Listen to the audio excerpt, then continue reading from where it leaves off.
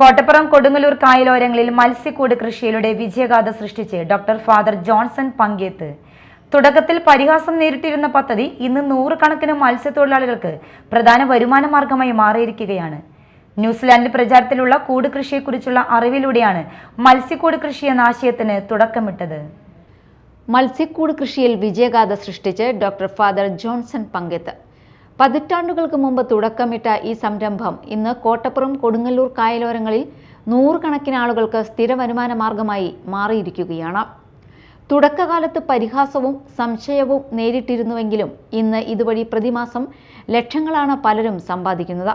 20 വർഷത്തിലധികമായി ഈ മേഖലയിൽ പ്രവർത്തിക്കുന്ന കോട്ടപ്പുറം വലിയപറമ്പിൽ ജോസഫ് ഷിബുവിന്റെ അനുഭവവും പദ്ധതിയുടെ വിജയത്തിന് തെളിവായി മാറുന്നു. സുനാമിക്ക് ശേഷം ദുരിതത്തിലായ ഉൾനാടൻ മത്സ്യത്തൊഴിലാളികളെ പുനരധിവസിപ്പിക്കാനുള്ള ശ്രമത്തിനിടെയാണ് കോട്ടപ്പുറം ലത്തീൻ രൂപതയുടെ സാമൂഹ്യ സേവന സംഘടനയായ കിഡ്സിന്റെ ഡയറക്ടറായിരുന്ന ഫാദർ ജോൺസൺ പങ്കേത്ത് ഈ പദ്ധതിക്ക് തുടക്കം കുറിച്ചത്. ന്യൂസിലാൻഡിൽ പ്രചാരത്തിലുള്ള കൂട് കൃഷിയെക്കുറിച്ചുള്ള അറിവാണ് ആശയത്തിന് തുടക്കമിട്ടത്. വലിയ ഇരുമ്പ് ഫ്രെയിമുകളിൽ വലകെട്ടി കൂടുകൾ രൂപപ്പെടുത്തി കായലിൽ സ്ഥാപിച്ച് അതിനുള്ളിൽ മത്സ്യക്കുഞ്ഞുങ്ങളെ വളർത്തുന്ന രീതിയായിരുന്നു പദ്ധതി. തുടക്കത്തിൽ വിദഗ്ധരെ എത്തിച്ച് ബോധവൽക്കരണവും പരിശീലനവും നൽകി 25 മത്സ്യത്തൊഴിലാളികളെ പങ്കെടുപ്പിച്ചു.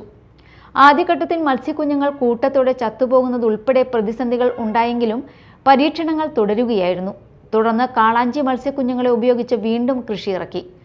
തുടക്കത്തിലുണ്ടായിരുന്ന പലരും പിന്മാറിയെങ്കിലും ശേഷിച്ചവരിലൂടെ പദ്ധതി മുന്നോട്ട് കൊണ്ടുപോയി. കാലക്രമേണ വലകൾ പൊട്ടിക്കുന്നതുവരെ വളരുന്ന കാളാഞ്ചി മത്സ്യങ്ങൾ വിജയകഥയായി മാറി. ആദ്യ വിളവെടുപ്പിന് ശേഷം കൂടുതൽ മത്സ്യത്തൊഴിലാളികൾ ഈ മേഖലയിലേക്ക് എത്തിത്തുടങ്ങി. ഇന്ന് 5 കിലോ വരെ തൂക്കമുള്ള കാളാഞ്ചി മത്സ്യങ്ങൾ വരെ ഈ കൂടുകളിൽ ലഭ്യമാണ്. കിലോയ്ക്ക് ഏകദേശം 600 രൂപ വിലയുള്ള മത്സ്യങ്ങൾ 45 ദിവസത്തിനുള്ളിൽ വിളവെടുക്കാൻ കഴിയുന്നതാണ് പ്രത്യേകത. ഹാർബറിൽ നിന്ന് ശേഖരിക്കുന്ന ചെറുമീനുകളാണ് പ്രധാന ആഹാരം. എറണാകുളം, തൃശൂർ മേഖലകളിലെ ഹോട്ടലുകളിലേക്കാണ് കൂടുതലായും ഇവ എത്തിക്കുന്നത്. ജീവൻ നിലനിൽക്കുന്ന മത്സ്യങ്ങൾ പ്രത്യേക ബോക്സുകളിലാക്കി വിതരണം ചെയ്യുന്നു. സർക്കാർ ഇടപെട്ട് ഫിഷറീസ് വകുപ്പിന്റെ സഹായത്തോടെ ഈ മേഖല കൂടുതൽ വികസിപ്പിക്കണമെന്നാണ് ഫാദർ ജോൺസൺ പങ്കേത്തിന്റെ ആവശ്യം. Media time, Kodungallur.